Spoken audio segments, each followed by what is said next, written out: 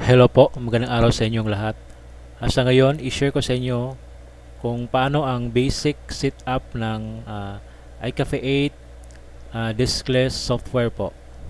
So, ang kailangan po natin is ang ating iCafe 8 na software, diskless software. Ito po, 9.06.1 po ang version na gamit ko.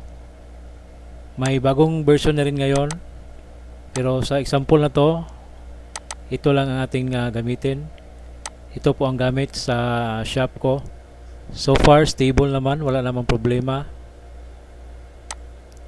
At saka dapat may apat na drive tayo para sa OS, image, game disk at saka write back. Pero sa example na ito, isang hard drive lang ang ginagamit ko po. So tingnan po natin ang hard drive.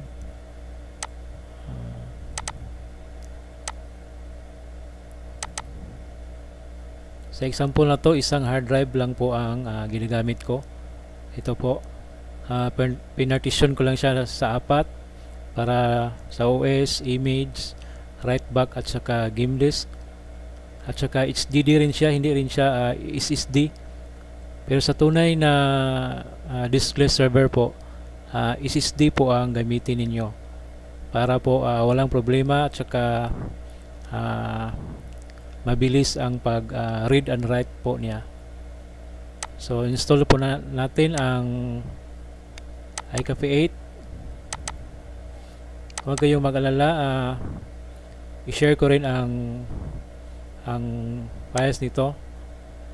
Maglagay lang ko ng link sa baba para ma-download nyo.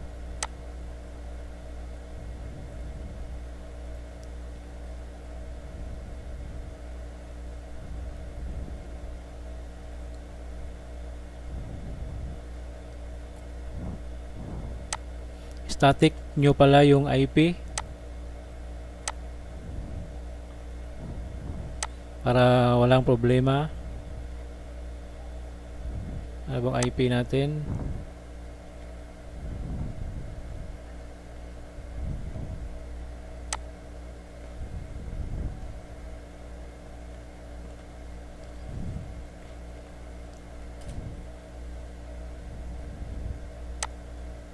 CMD pala.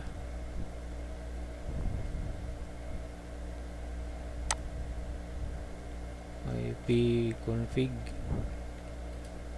So 2.1 natin ay and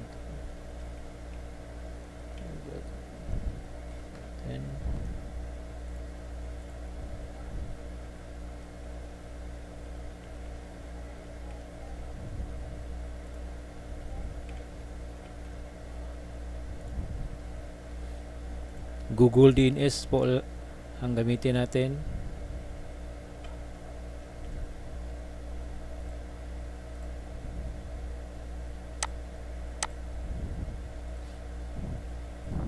Back lang po natin. Ito po.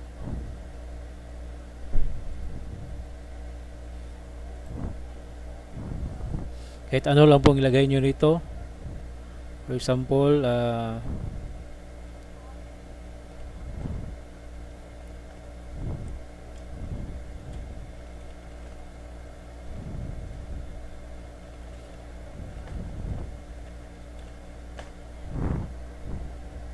saka username at saka ito at saka sa baba is password.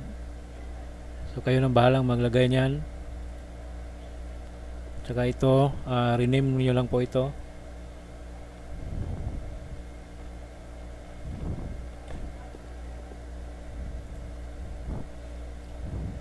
Post next.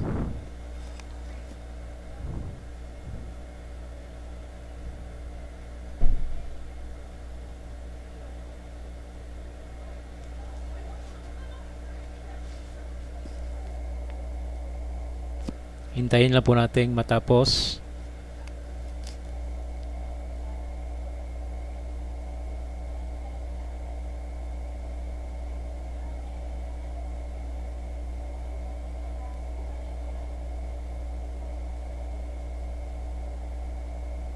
So tapos na po, pero wag nyo po itong i-check. Punta muna tayo sa iCafe 8 na folder, sa patch, saka i-copy po natin ito. Patch po ito para ma-patch ang or ma-crack ang iCafe 8 na software natin po. So copy, right click, open file location, iCafe 8, i-paste po natin rito, saka overwrite lang po, replace the files, continue lang po. So okay na po, tapos close natin, saka check nyo po ito, rename po natin ito ay Cafe 8 Venue. So pagkatapos ma-rename po is restart po natin ang computer natin po. Click lang po yung restart. So pagkatapos ma-restart po is lalabas po ito, tapos click OK lang po. So okay na po ang ating diskless server po. So next lang po, tapos ito lalabas, piliin natin po yung game disk. So ito cancel natin to, F po ang game disk natin, select ang game disk, right back, image, then right back. So ito disable lang natin to. So if SSD po ang game disk nyo, check nyo lang itong SSD. Sa akin hindi po, kasi HDD lang sa example na to. Next, use default settings lang po. Next, so check po ito, game data. Next, then may image na po ako, so import na lang po ang ating image. Select. So nasa desktop po ang image ko. Huwag kayong maglala, i-share ko rin ang link ng image ko para hindi na kayo mahirapan na gumawa ng image. Open, post, import image. So hintayin na natin na matapos siyang mag-import.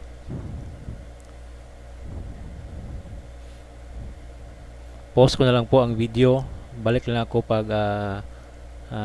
matapos lang mag-import. Balik tayo guys, tapos na pong mag-import ng image. Click natin ng OK. So click next, generate clients.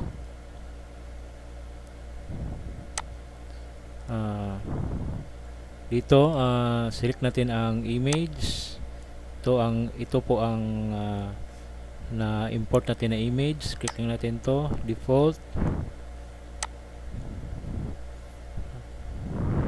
Hayaan lang naka-default yan ang mga settings. Tapos gateway, DNS, generate client. So example guys, 5 lang po ang ating clients.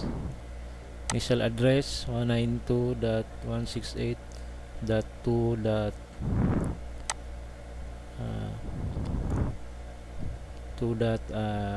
Tingnan natin kung ano ang IP address natin.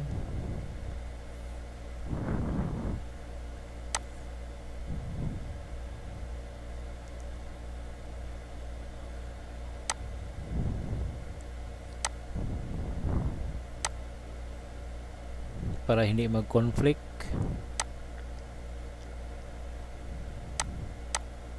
So .10, so start tayo sa 11.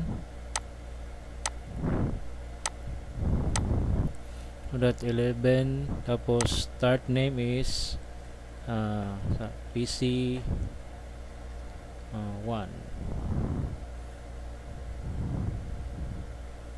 to generate. So PC01, PC02. So okay na po yan. Tapos next, apply, import manually. So cancel lang po kasi sa games yon, game disk. So okay na po ang pag set up natin sa display server natin. So try nating mag-connect ng isang client. Balik tayo guys, tapos na pong import ng image. Click natin ng OK. So click next, generate clients.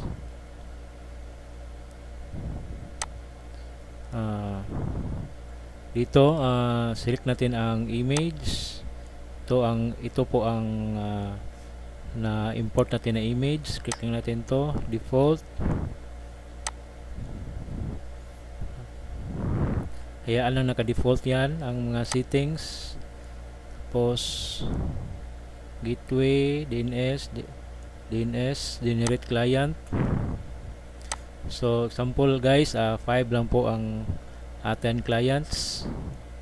Initial address 192.168.2.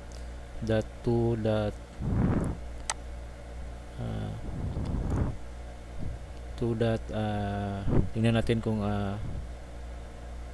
ano ang IP address natin.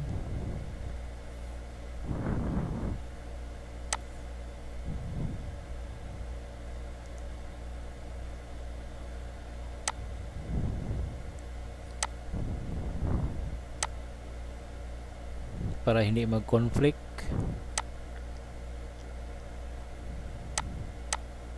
So .10. So start tayo sa 11. .11. Tapos start name is PC 1.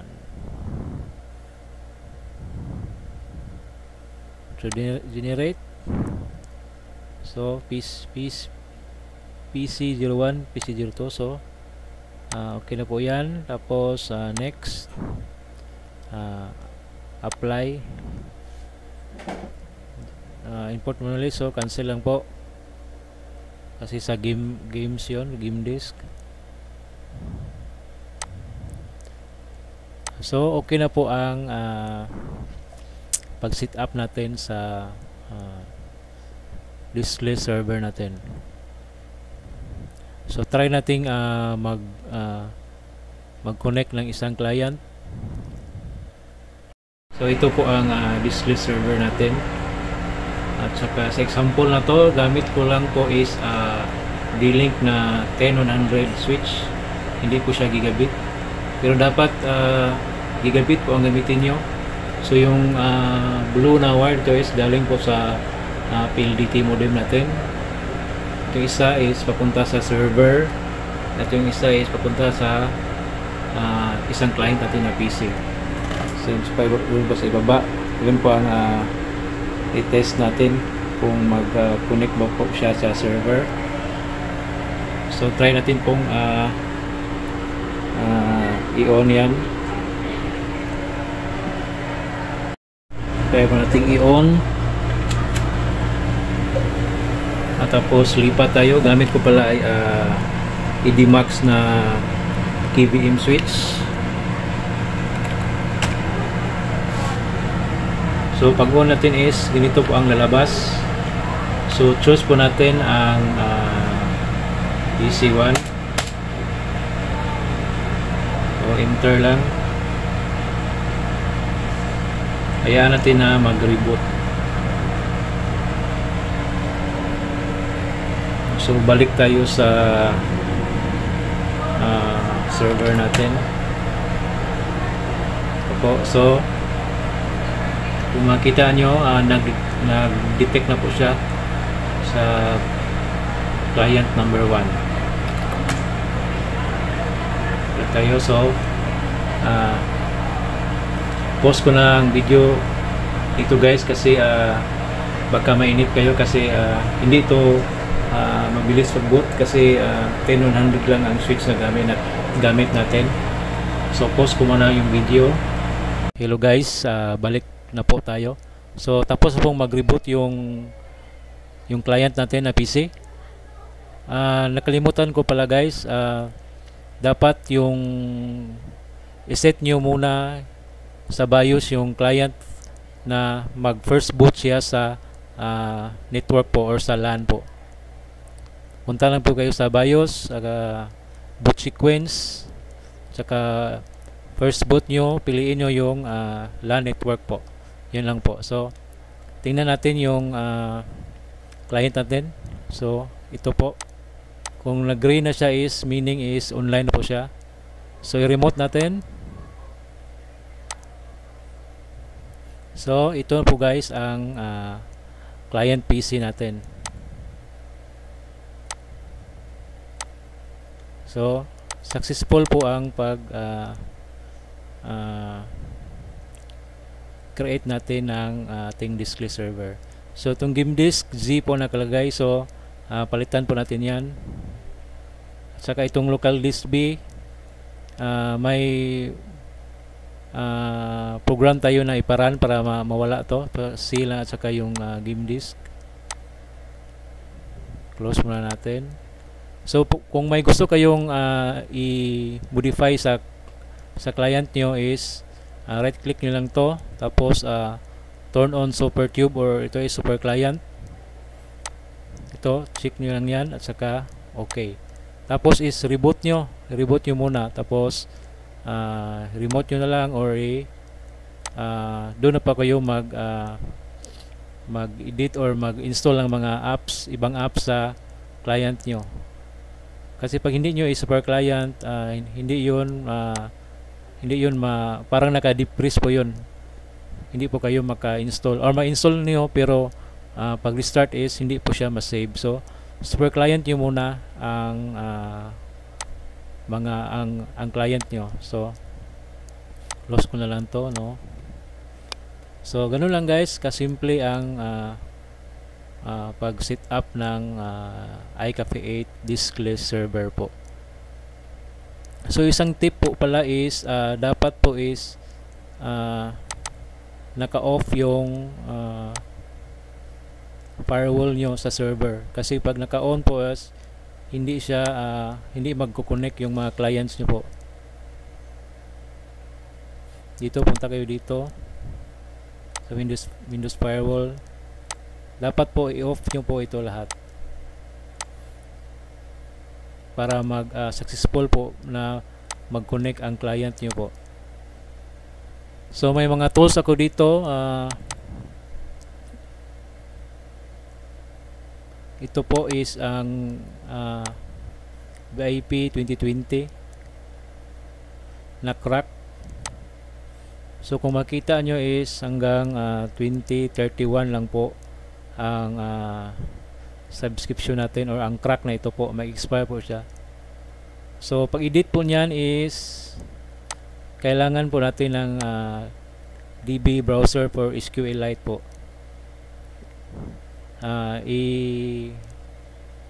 Lagay ko rin ito sa link para ma-download nyo, tapos install nyo lang.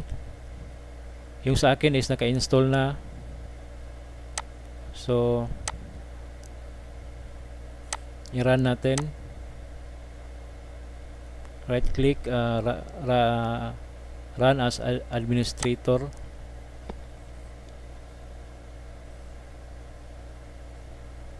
Tapos open database po tayo. Hanapin natin yung folder na iCafe 8 na naka-install dito sa program files. iCafe, ito po bar server, data, saka yung bar server database. Open po natin. Dito tayo sa browser data. So para ma-change po yung expiration date po dito is punta tayo dito sa bar server packet po. Hanapin po natin yon, bar server packet. Ito po. So may files na po tayo dito na crack for 2020 VIP. So copy lang natin ito, delete muna natin to, tapos copy natin to,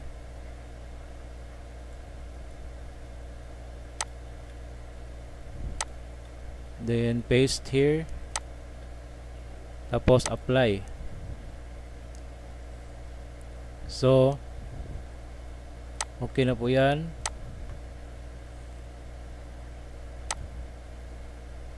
Ang isang i-change natin is itong path ng game disk po. So if po ito rito sa server natin at saka G ito, at G naman ito sa client. So gusto natin na magkapareha sila sa server at saka client para walang problema po sa pag-install, lalo na sa games katulad ng Valorant na may tweak po siya para ma-install sa client, or yung mga Roblox, kasi may ibang games na hindi diretsong mag-run sa client pag install. So dapat pareha rito yung game disk name or path sa server at saka sa client. So kung makita nyo sa client,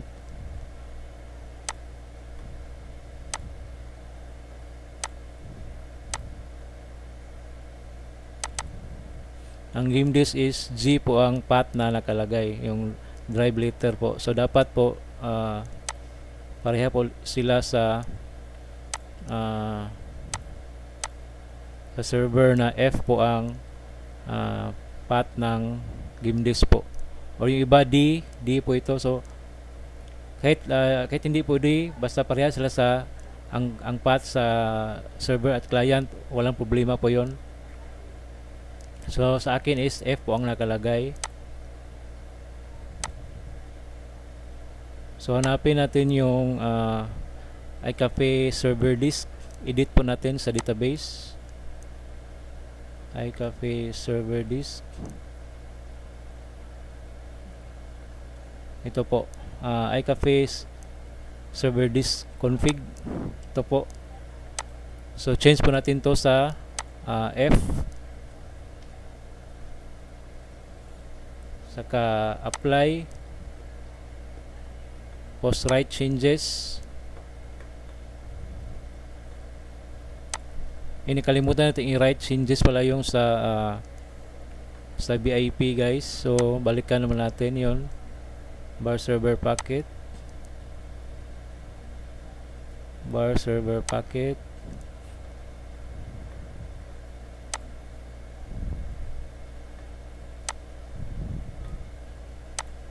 delete muna natin.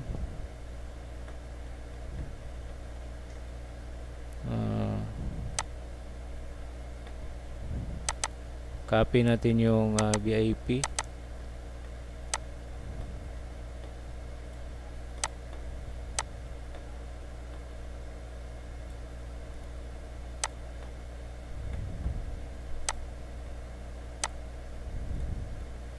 Paste.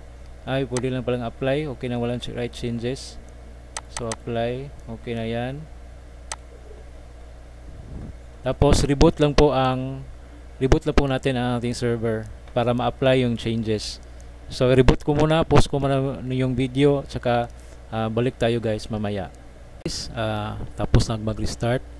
So kung makita nyo, pareho na sila ng disk name or disk path, F at saka F. So ang VIP, tingnan natin, ay hindi kung napapansin nyo, hindi change to 2050 kasi guys may nakalimutan ako. I-copy nyo pala ito, may instruction naman dito. So i-copy ang itong dalawang DLL sa C Windows na folder po. So sa akin natapos na ang mag-copy. So i-edit na lang natin. Punta tayo sa browser, database browser. Run as administrator. Open tayo ng database. Hanapin natin yung iCafe 8 na folder. Ito sa bar server, data, bar server database. Open. Browse data. Hanapin natin yung bar server packet para ma-change ang expiration date. Bar server packet. Delete natin.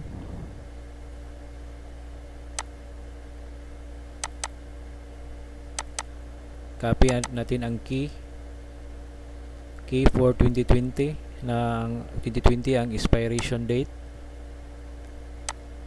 Click all, copy, paste natin dito. So apply, saka right changes. Kaya pala hindi lumabas yung right changes kanina guys, kasi hindi natin na-paste yung dalawang DLL. So right changes, saka close, ganyan. Tapos restart lang po ang server. So restart muna yung sa akin. I-pause ko muna yung video. So balik po tayo, tapos pong mag-reboot ang server. Tingnan natin kung na-apply ba yung registration key na nilagay natin. So naging 2050 na po ang expiration date. So successful po ang paglagay natin sa registration key. Tingnan natin sa server manage. So FF ang drive later ng game disk sa server at client natin. Try natin i-remote. So F.